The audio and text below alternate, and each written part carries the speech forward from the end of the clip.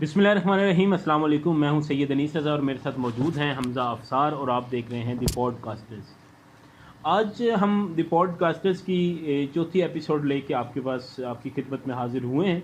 और आज हम आज की जो एपिसोड है इसका जो मौजू है वो है पेंडोरा पेपर्स, जो कि कल आपने देखा कि रात को पेंडोरा पेपर्स में जो नाम थे, जिन लोगों के नाम थे वो नाम आ गए। और तकरीबन पिछले एक हफ़्ते से जो है वो पेंडोरा पेपर्स की एक हाइप क्रिएट थी और बहुत ज़्यादा जो है वो हर जगह पे, चाहे वो मेन स्ट्रीम मीडिया हो, चाहे वो सोशल मीडिया हो, चाहे वो मतलब न्यूज़पेपर हो, प्रिंट मीडिया हो, कोई भी हो, वहाँ पे जो है वो पेंडोरा पेपर्स की बहुत ज़्यादा हाइप क्रिएट थी। और इस हाइप की एक वजह वज़ीर आज़म इमरान ख़ान साहब थे, क्योंकि बहुत सारे लोगों को ये लगता था कि पेंडोरा पेपर्स में जो नुमाया नाम होगा वो वज़ीर आज़म इमरान ख़ान साहब का होगा और इमरान ख़ान साहब भी मियाँ नवाज़ शरीफ की तरह नाअहल हो जाएंगे। लेकिन इमरान ख़ान साहब की खुशकिस्मती है कि पेंडोरा पेपर्स में खान साहब का नाम नहीं आपने इस रखा ना कि इमरान खान साहब नाहल हो जाएंगे। लोगों ने ये प्री माइंड बना लिया था कि बस ये हो जाएगा भाई, अब इमरान खान साहब की नाहली का वक्त जो है वो करीब आ गया। क्योंकि कुछ ट्विटर पे और कुछ मैंने फेसबुक इंस्टाग्राम पे पोस्ट देखी थी जिसके अंदर नवाज शरीफ साहब की तस्वीर लगाई गई जब वो कोर्ट गए थे और ऊपर लिखा हुआ था मकाफात अमल, और काफ़ी इस तरह की चीज़ें भी देखने को मिली। लेकिन मेरे ख्याल से उन सबके दिल के अरमान आंसू में बह गए। बिल्कुल ऐसे ही, और उनके अरमानों पे पानी फिर गया है। तो सबसे पहले तो हम बात करेंगे पेंडोरा पेपर्स के हवाले से। जो 700 पाकिस्तानी लोगों के इसमें नाम आए हैं, जिनमें से कुछ नुमाया नाम हैं जो हम रोज़ देखते हैं, जिनको हम रोज़ सुनते हैं, और जो हमारे मुल्क के हुक्मरान भी हैं उनमें से भी कुछ लोगों का नाम आया है। सबसे पहले हम देखेंगे कि ऑफशोर कंपनी होती क्या है। ऑफशोर कंपनी बेसिकली जो आप पाकिस्तान से पैसा ले के जाते हैं और बाहर कोई भी कंपनी बनाते हैं, ये इनलीगल नहीं है। कोई भी शख्स पाकिस्तान से पैसा कमा के बाहर जाके बना सकता है। इसमें मसला तब पैदा होता है कि जब आप पाकिस्तान से पैसा लेके जाते हैं लेकिन पाकिस्तान में उस पैसे का कोई रिकॉर्ड नहीं होता और किसी को मालूम नहीं होता कि ये पैसा कब गया, कैसे गया और किस चैनल के थ्रू ये पैसा बाहर गया, और पाकिस्तान में इसका कोई रिकॉर्ड नहीं होता। तो फिर जो है ये ऑफशोर कंपनी जो है वो इनलीगल होती है। और फिर जो पाकिस्तान की गवर्नमेंट है और पाकिस्तान के जो इदारे हैं, पाकिस्तान की जो अदलिया है, वो इस पर एक्शन ले सकती है। तो अब भी ऐसा ही हुआ कि जिन लोगों के नाम पेंडोरा पेपर्स में आए हैं उन लोगों की मुल्क से बाहर जो है वो ऑफशोर कंपनीज डिक्लेयर हुई हैं, और उन कंपनीज का उनके जो एसेट्स हैं वो डिक्लेयर नहीं है पाकिस्तान में। और यहाँ पे कोई किसी को मालूम नहीं है कि उन कंपनीज का पैसा कहाँ से गया और कैसे वो ऑफशोर कंपनीज जो हैं वो मुल्क से बाहर बनी। इससे पहले एक केस, पनामा केस, जो मियाँ नवाज शरीफ साहब का आप सब वाकिफ़ हैं उससे, वो आ चुका है, जिसके मुताबिक फिर मियाँ साहब को सज़ा भी हुई थी। अच्छा, सबसे पहले इस पर मज़ीद बात करने से पहले मैं उन लोगों के, कुछ नुमाया लोगों के नाम आपके सामने रखना चाहूँगा कि जो लोग, जिन 700 पाकिस्तानी में से जो नुमाया नाम है, जिन लोगों के नाम इसमें आए हैं। सबसे पहले शौकत तरीन साहब जो अभी PTI के वज़ीर ख़ज़ाना भी हैं, उनका नाम इसमें आया है। और उसके बाद हम देखते हैं अली डार साहब जो पहले साबिक वज़ीर ख़ज़ाना थे, इसहाक डार साहब उनके बेटे हैं, और ये बल्कि पहले भी वज़ीर ख़ज़ाना और दूसरे नंबर पे भी वज़ीर ख़ज़ाना। तो ये पता नहीं, जो भी वज़ीर ख़ज़ाना बनता है वो इस ख़ज़ाने को अपने घर का ख़ज़ाना समझ लेता है और जिस तरह मर्ज़ी इसको इस्तेमाल करते हैं और पैसा फिर बाहर ले जाते हैं, फिर कंपनियां बन जाती हैं। पहले भी डार साहब ने घर का खजाना समझा एहतसाब हुआ। अब उम्मीद रखते हैं कि हाँ, शौकत तरीन साहब ने भी अगर वो वाकई में इसके अंदर घर का खजाना समझ के इसको इस्तेमाल किया तो इनके एहतसाब जरूर होना चाहिए। एहतसाब जो है वो हर शख्स के खिलाफ होना चाहिए, चाहे वो किसी जमात से ताल्लुक़ रखता हो, चाहे किसी अदारे से ताल्लुक़ रखता हो। एहतसाब सबके लिए बराबर होना चाहिए। उसके बाद जो है चौधरी मोहम्मद सिलाही साहब MNA हैं, और इसके अलावा काफ लीग के सरकर्दा रहनुमा भी हैं, उनका नाम है। उसके बाद हम देखते हैं तो फैसल वावड़ा साहब जो MNA भी रहे, फिर सेनेटर भी, और जो वैसे भी बहुत सारे स्कैंडल्स में घिरे रहते हैं। दौरी शरीयत का भी इनका केस अभी तक चल रहा है और वो उनका नाम भी इसमें सर फहरिस्त है। फिर फैसल वावड़ा साहब के बाद अगर हम देखें तो खुसरो बख्तियार साहब का नाम है इसमें, जो MNA भी मुंतखब हुए थे, और इसके अलावा ये चीनी स्कैंडल में भी ये सर फहरिस्त थे, लेकिन उसमें भी अभी तक कोई खातिर खा इनके खिलाफ कार्रवाई उस तरह से नहीं हो सकी।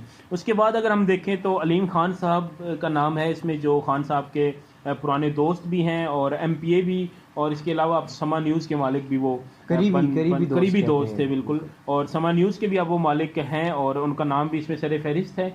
उसके बाद अगर हम देखते हैं तो बहुत सारे जनरल्स के नाम हैं इसमें, बहुत सारे इदारे के सरबराहान के नाम हैं। उसके बाद शर्जील इनाम मेमन साहब जो पाकिस्तान पीपल्स पार्टी के MPA हैं, और ये भी जिस तरह मैं पहले बताता आ रहा हूँ कि बहुत सारे इससे पहले भी स्कैंडल्स में घिरे रहे, बहुत सारे इल्ज़ामात भी इन पे लगते रहे। शहद स्कैंडल जो है वो इनके स्कैंडल्स में सर फहरिस्त है। वो एक स्कैंडल था जो बड़ा वायरल हुआ था और बहुत गरीब सा बिल्कुल, और उसमें भी ये सर फहरिस्त थे, और शर्जील इनाम मेमन साहब का नाम भी इसमें शामिल है। इसके अलावा भी बहुत सारे नाम हैं, ये वो नाम थे जो मैंने आपके सामने रखे हैं, जो हम रोज़ सुनते हैं, हम रोज़ इनको देखते हैं। और जिस तरह पहले बात की कि इमरान खान साहब ने फ़ौरन जैसे ही ये स्कैंडल आया तो उन्होंने इस पर ट्वीट किया, और एक बहुत ही जानदार ट्वीट था, ट्वीट की हद तक तो हम अगर इसको देखें तो एक बहुत ही अच्छा ट्वीट था, और हम उम्मीद भी करते हैं कि इस ट्वीट पे उसी तरह अमल हो और खान साहब इन लोगों को उसी तरह एहतसाब के कटहरे मिलाएं कि जिस तरह वो 2018 इलेक्शन और उससे पहले वो मियां नवाज शरीफ साहब के खिलाफ पानामा केस में वो निकले थे। और इसमें हम थोड़ा सा ये देखें कि इससे पहले भी जिस तरह पानामा केस आया तो पनामा केस में तकरीबन 400 लोगों के नाम आए, लेकिन नवाज शरीफ साहब के खिलाफ एहतसाब हुआ, उसके अलावा बाकी लोग कहाँ गए कि जिनके नाम थे।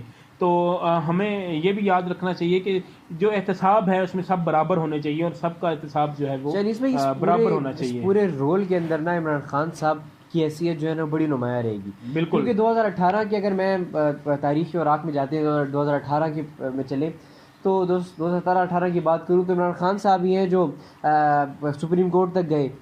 इसके अलावा उन्होंने ये नुमाया शख्सियत थी काफ़ी इस पूरे पनामा केस के अंदर, नाहिली तक ले जाने के लिए जितना सफ़र था नवाज शरीफ साहब का, उसमें इमरान खान साहब जो थे वो काफ़ी नुमाया नज़र आए। तो अब ये देखना है कि भाई 2018 व 17 वाला जो इमरान खान था वो अब वही इमरान खान होगा, क्योंकि तब वो अपोजिशन में थे, अब वो लीडर हैं, हुक्मरान है, वज़ीर आज़म है। तो देखते हैं कि अब जो है वो हमें वो इमरान खान साहब मिलते हैं या नहीं मिलते। बिल्कुल ऐसे ही है। अच्छा नाजरीन को मैं अनीस भाई इसके साथ साथ ये बताता चलूँ कि ऑफशोर्स कंपनी जैसे कि अनीस भाई ने बताया कि बैरून मुल्क एसेट्स बनाना, जायदाद बनाना, ये पाकिस्तान के आइन के अंदर हरगिज़ जुर्म नहीं है तब तक जब तक ये डिक्लेयर हुई हो। बिल्कुल। अगर आप प्रॉपर चैनल के थ्रू जाते हैं और स्टेट बैंक ऑफ पाकिस्तान को परमिशन के ज़रिए जाते हैं और ये अपने जो असासे हैं डिक्लेयर करके जाते हैं, तो आप बेशक जाके बनाएं, इसमें कोई ममानियत नहीं है कि आप बैरून मुल्क जाके फैक्ट्रीज बनाएं, एसेट्स बनाएं। लेकिन अगर आप जो है मनी लॉन्ड्रिंग के ज़रिए और इलीगल मनी बाहर भिजवा के उसके टैक्स पे नहीं कर रहे, गवर्नमेंट ऑफ पाकिस्तान को बता नहीं रहे कि ये पैसे आपके पास कहाँ हैं, तो फिर जो है ये इलीगल है और इस पर सज़ा भी है। अक्सर सवाल ये खड़ा होता है कि अगर ऑफशोर कंपनीज इलीगल नहीं है तो नवाज शरीफ साहब को नाअहल क्यों किया गया?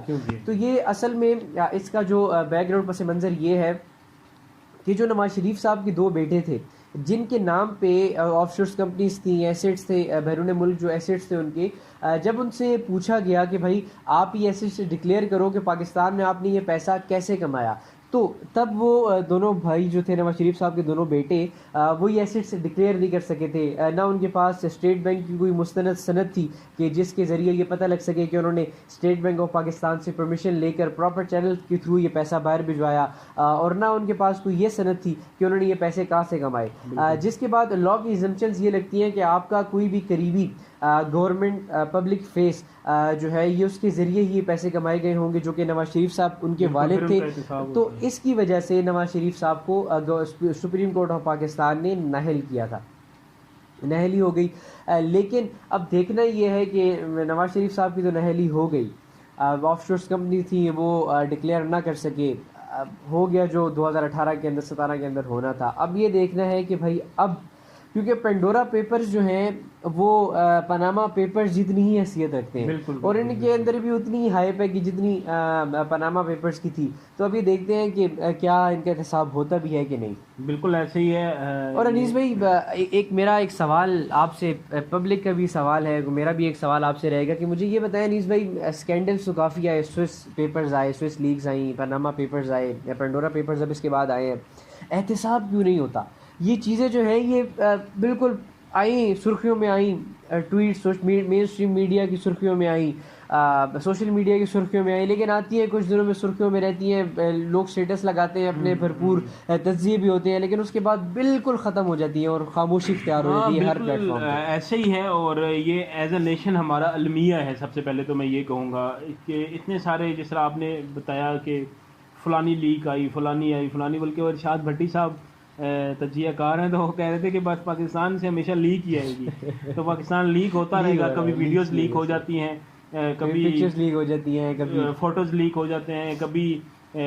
पनामा लीक हो जाता है, कभी पेंडोरा लीक हो जाता है। तो ये जब तक जो है वो एहतसाब, बिल्कुल ऐसे ही है, यही इन्हीं लीक्स की वजह से पाकिस्तान जो लीक हो रहा है वो इन्हीं लीक्स की वजह से है। और जब तक जो एहतसाब का अमल है, जिस तरह मैंने पहले कहा ना कि मियाँ साहब के जब पनामा आया तो मियाँ साहब के अलावा लोगों को सज़ा क्यों नहीं हुई, वो लोग कहाँ गए? उस वक्त भी सिर्फ जो है वो एक सियासी जंग इसको बना लिया गया था और इमरान खान साहब ने कि मियाँ साहब को सजा हो, बाकी लोगों को, बाकी लोग कहाँ गए? बिल्कुल इस बात का हरगिज़ मतलब ये नहीं, ये नहीं होगा आपका कि मियाँ साहब के साथ कोई ग्रजेस थे, बेशक उनका एहतसाब होना चाहिए था, सबसे पहले होना चाहिए था, लेकिन हम ये कह रहे हैं कि भाई बाकी लोगों का एहतसाब क्यों नहीं हुआ? अगर इंसाफ के कटहरे में लेकर आना ही है तो भाई सबको लेकर आओ, किसी एक पर्टिकुलर बंदे को मत घसीटो, सब आने चाहिए और हर किसी का एहतसाब होना चाहिए। बिल्कुल ऐसे ही है। और आखिर पे मैं इसी से इसको कंक्लूड करूँगा कि जो एहतसाब है वो मियाँ नवाज़ शरीफ का जिस तरह हुआ है, अगर इमरान खान साहब पे बात आई तो इनका भी इसी तरह होना चाहिए। अगर जरदारी साहब पे बात आए तो उनका भी इसी तरह होना चाहिए। मतलब एहतसाब जो है वो चाहे किसी इदारे के सरबराह का नाम आए तो उसका एहतसाब भी इसी तरह होना चाहिए कि जिस तरह सियासतदानों का एहतसाब यहाँ पे होता है। और आखिर पे हम इस दुआ के साथ अपनी पॉडकास्ट का इख्तिताम करेंगे कि उम्मीद, इस दुआ और इस उम्मीद के साथ कि इमरान खान साहब ने जिस तरह ट्वीट किया है और उसी स्टांस को लेके, और जो स्टांस उनका उस वक्त था जब नवाज़ शरीफ साहब का पनामा था, अगर वही स्टांस इमरान खान साहब अभी भी रखें और सबसे पहले अपने करीबी दोस्तों को, अपने वज़रा को, और शौकत तरीन साहब जो हैं, बल्कि सबसे पहले तो इमरान खान साहब को चाहिए कि फिल फौर इनको वजारत से हटा देना चाहिए जब तक शिफाफ तहकीकात इनके खिलाफ नहीं होती।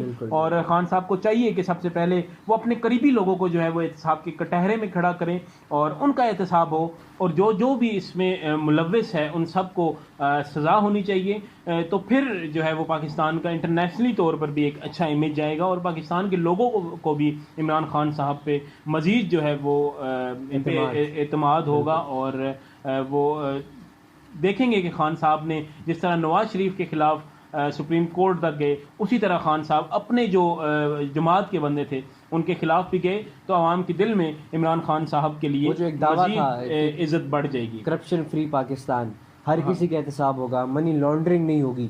तो उम्मीद है कि अब वो दावा फिर हमें इम्प्लीमेंट होता नजर आएगा। जी, तो नाज़रीन, आपने देखी हमारी आज की पॉडकास्ट। उम्मीद करते हैं कि आपको पसंद आई होगी। इजाज़त दीजिए अगली पॉडकास्ट तक के लिए। अल्लाह हाफिज़।